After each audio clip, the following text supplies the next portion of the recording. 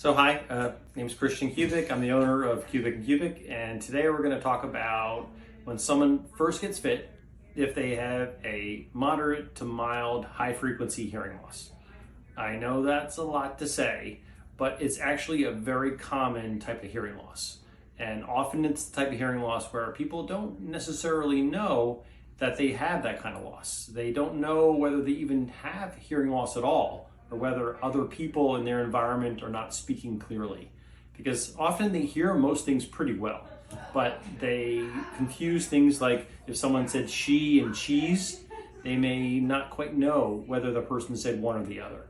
So they come in, they get tested, and then they go on that journey where we fit them with hearing aids.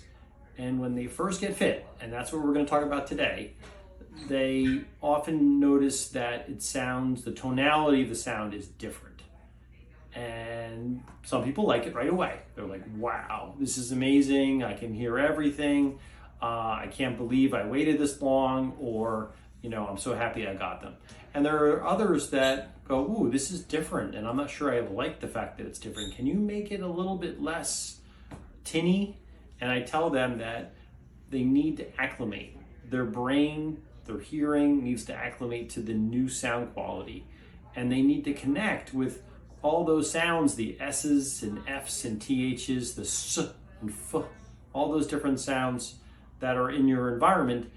They tend to begin and end sentences. So they're extremely important for understanding the world around you, especially when you're having a conversation in a restaurant where it's even more difficult to hear. So they're going to be fit, and they're going to go out, and they're going to be a little bit uncomfortable, and that's natural. And often it takes a couple weeks for them to get really comfortable, because we have to make some adjustments. Sometimes we have to play with to make them a little clearer, and sometimes we have to play with making them more comfortable. And that tends to be on opposite pendulums, opposite ends of the pendulum. And what we necessarily want to get in the end is for them to be very comfortable, but also performing very well in their environment. So that's kind of like what to expect. They're probably going to be very comfortable. A lot of the new hearing aids are very comfortable, but it's going to be really more about getting used to hearing the S's and F's and TH's the way they're meant to be heard in their own environment.